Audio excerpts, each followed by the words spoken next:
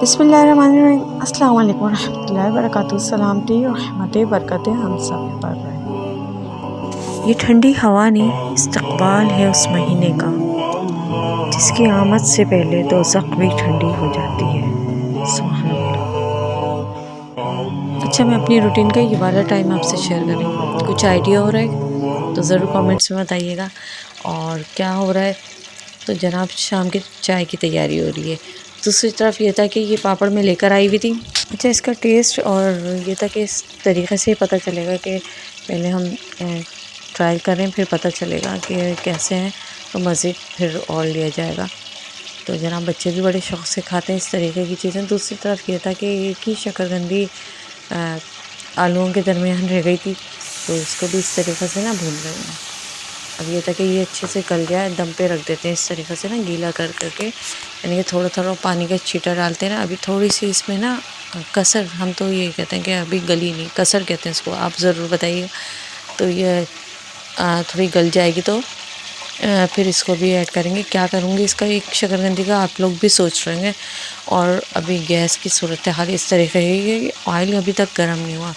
दूसरी तरफ ये था कि और चूल्हों को भी बिल्कुल इग्नोर करें इस वक्त, जो है ना बस यही है कि खाना पक रहा है और खाना खाया जा रहा है, एक्स्ट्रा कोई काम नहीं हो पा रहा है, यानी कि सफाई उस तरीके की नहीं हो रही। एक तरफ मैंने ये पंचमेली दाल निकाल के रख ली थी, चुन ली थी, बस इसको भी भिगोएंगे। दूसरी तरफ थोड़े बहुत बर्तन सिंक में पड़े हैं तो उनको भी वॉश करना है।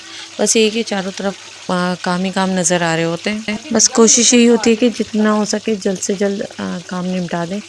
तो बस अब लगे हुए हैं काम में। और दूसरी तरफ ये मैंने दाल भिगो दी थी। अच्छा, मैं दाल बनाऊंगी आज पंचमेली। तो बाज़ दफ़ा क्या है, रूटीन में ही है कि पकाएं क्या, ये एक बहुत बड़ा सवाल होता है। पकाने से ज़्यादा ना खाना, तो सोचना, ये सब कुछ है। अच्छा, तेल इस तरीके का हो गया था कि अभी सही से गर्म नहीं हो पाया था। वही मसला है कि अभी जो है ना गैस का प्रेशर कम आ रहा है। दूसरी तरफ ये था, बस इसी तरीक़े से चल रहा होता है। एक ही से मतलब एक कभी इधर कभी उधर भागना दौड़ना, यही सब कुछ होता है।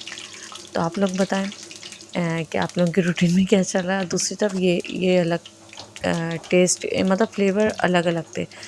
तो मैंने कुछ इस तरीक़े से लिए थे कि जस्ट हम ना ट्राई करेंगे, पता चलेगा कि कौन सा अच्छा। इसका जो था ना वो वाला आई थिंक अजवाइन का था, एक ग्रीन चिली का था, और ये जो था ना ये खाली मिर्चें, कुटी हुई मिर्च का बना हुआ था। तो बस और मेरे ख़्याल से चावल के होते हैं, आप लोग भी बताएं। मुझे अजवाइन के ना बहुत अच्छे लगते हैं, लेकिन एक्स्ट्रा नहीं खाया जाता। लेकिन ये कि दिल चाह रहा था। आप देखते हैं कि कैसे लगे बने हैं और खाने में कैसे। तो इसमें कुछ तो वाकई बहुत अच्छी टेस्ट था, इसका भी अच्छा टेस्ट था। अब तो खा लिया, अब हज़म भी हो गया और अब वॉइस ओवर हो रही है। खैर, यही कि बच्चे बड़े मज़े से खाते हैं, बच्चे क्या बड़े भी। तो शाम की चाय में इस तरीके की चीज़ें चलती रहती हैं। तो आप लोग भी बताएं शाम की चाय में क्या हिसाब होता है। शाम वाली चाय का ज़रूर बताइएगा। क्या आप लोग रूटीन में कुछ इस तरीके की चीज़ें रखते हैं या नहीं। अच्छा, ये हमारी रूटीन में नहीं होता, बस ये होता है कि मोस्टली हो जाता है रूटीन में बस बिस्किट इस तरीके की चीज़ें। और दूसरी तरफ ये था कि ये फ्रूट इस तरीके से बच्चे खा नहीं रहे होते सेपरेट ना, तो अब मैंने इसी में शकरकंदी भी ऐड कर दी थी। और बस चाय निकल रही है, चाय की तैयारियां हो रही हैं। और चाय के साथ ये था कि फ्रूट चाट और पापड़ तल लिए थे। और बस जब ना फ्रूट चाट देखती हूँ ना, स्पेशली ऐसा लग रहा है कि रमज़ान जो है ना बिल्कुल हाँ, मतलब रोज़े की तैयारी हो रही है, बिल्कुल वही चीज़ आ रही होती है, वही वाइब्स आ रही होती हैं। उसी तरीके का लग रहा था। शाम की चाय की भी वही टाइमिंग तकरीबन हमारी तो वही होती है, तकरीबन असर मगरिब के दरमियान लग जाता है। अच्छा, कमेंट्स में आके मुझे मदर ज़रूर बताएं कि स्पेशली जब हम लोग इस तरीके से फ्राई कर रहे होते पापड़ या फ्रेंच फ्राइज़ वग़ैरह, तो बच्चे खा रहे होते हैं या नहीं खा रहे होते। मेरे तो खा रहे होते हैं, तो आप लोग भी कमेंट्स में बताइएगा। दूसरी तरफ ये देखें, आज मैं मतलब प्रैक्टिकली ये चीज़ इनसे करवा रही हूँ।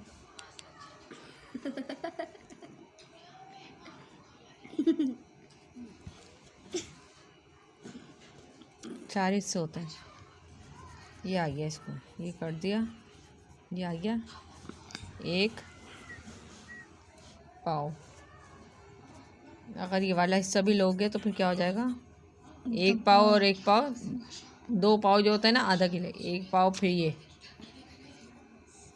अब ये हो गया प्लस हाफ 1.5 हाफ kg।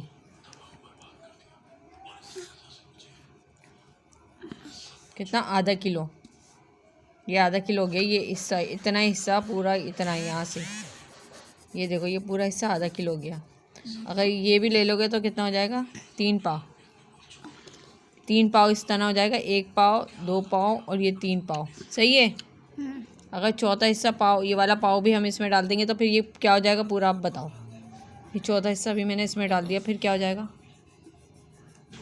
2 पाव नहीं, 1 किलो। 1 किलो, सही, 1 किलो हो गया, सही। ये हिसाब है। अब जाके लेकर आओ सौदा। समझ में आ गया। वो पाव के हिसाब से बताएंगे इसको। पहले पूछना है कि क्या पाव है, वो बता देंगे।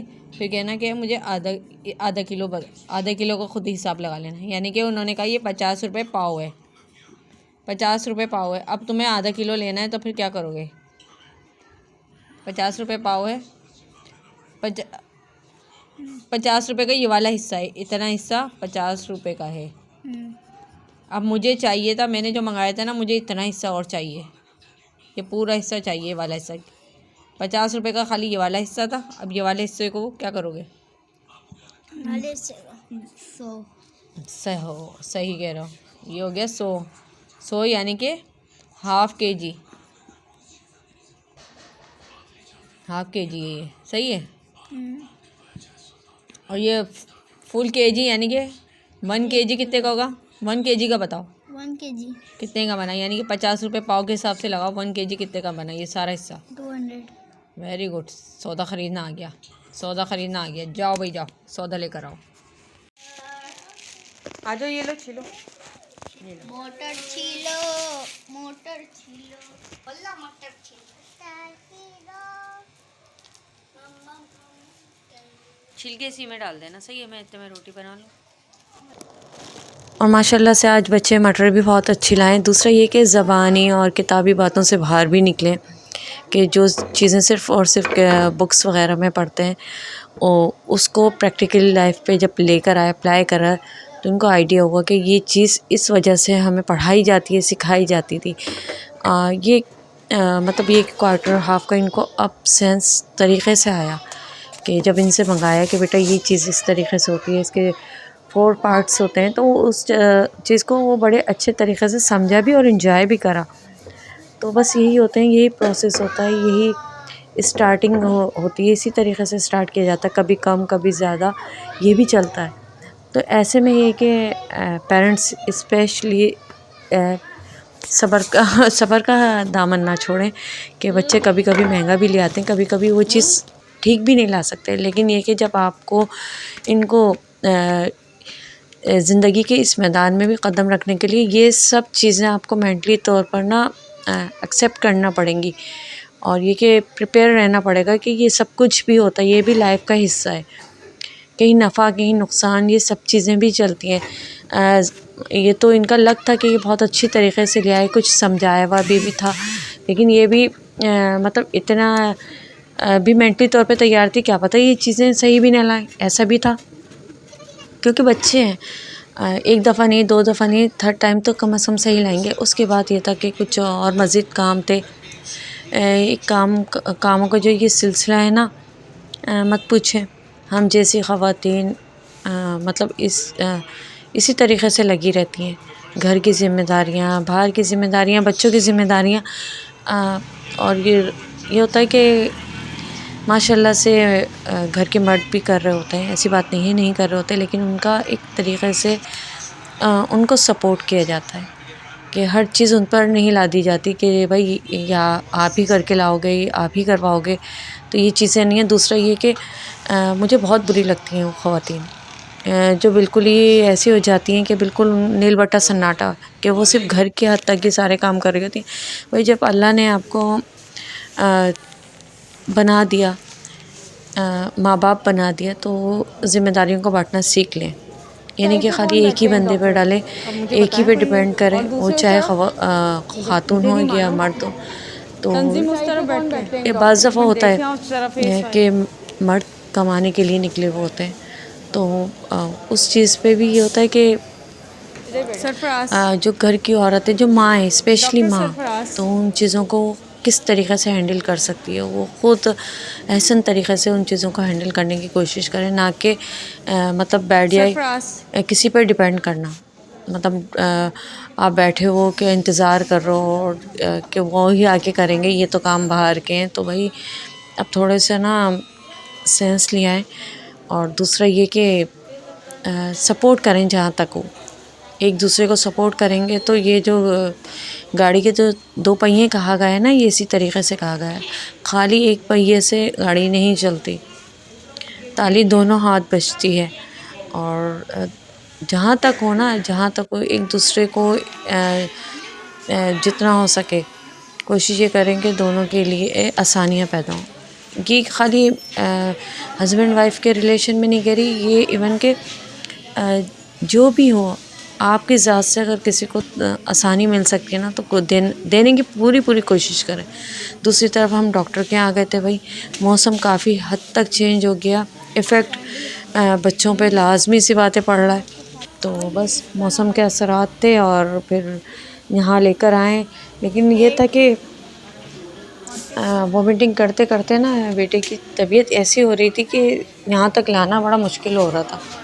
लेकिन कैसे ना कैसे करके उनको खेल खेल में यहाँ तक पहुँचा दिया था। क्लिनिक है, हॉस्पिटल है यहाँ पर। और फिर ये देखें, बच्चे काफ़ी रश था, दूसरे ही अपनी बारी का इंतज़ार कर रहे थे। और सेकंड ये चीज़ थी, ये प्लेस था। कभी कभी ऐसा लगता है कि बस एक दायरे में ही घूम रहे हैं, तो उससे ज़रा सा हमने क्रॉस करने के बाद कुछ सीन इस तरीके का करा था कि रूटीन से हटे।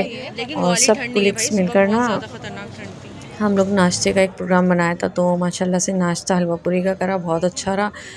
और काफ़ी ठंड थी, वो जो बारिश हल्की फुल्की सी जो हुई है ना, उसमें हमारी तरफ हल्की फुल्की हुई है, बहुत ज़्यादा नहीं हुई। टाइम टू टाइम मतलब चल रही थी, रेगुलर बेस पर नहीं थी। लेकिन ये था कि काफ़ी ठंड हो गई थी, काफ़ी हवाएं चल रही थी। तो इस ठंड को हमने इस तरीके से फुल इंजॉय करा था। काफ़ी मूड सबके बहुत अच्छे हो गए थे। और ये था कि काफ़ी मोटिवेट हो रहे थे। इन चीज़ों से भी मोटिवेट होता है बंदा। तो याद रखें, कभी रूटीन से थोड़ा सा क्रॉस करके ना देखा करें कि आप एक मेंटली तौर पे या फिज़िकली तौर पे टायर्ड हो रहे हैं, थक रहे हैं, तो इन चीज़ों को ज़रूर एंजॉय करें। तो यही था सब कुछ, यहीं तक का था आज का मेरा व्लॉग। उम्मीद करती हूँ आपको अच्छा लगेगा। अच्छा लगे तो लाइक कीजिए, सब्सक्राइब कीजिए, कमेंट्स कीजिए, बेल आइकन को ज़रूर प्रेस करें ताकि मज़ेदार व्लॉग्स की अपडेट आपके पास आती रहे। खुश रहें, फ्रेश रहें, खुशियाँ बाँटें, दुआएं दें, दुआएं लें, दुआओं में शामिल होने वाले बन जाएं। अल्लाह हाफिज़।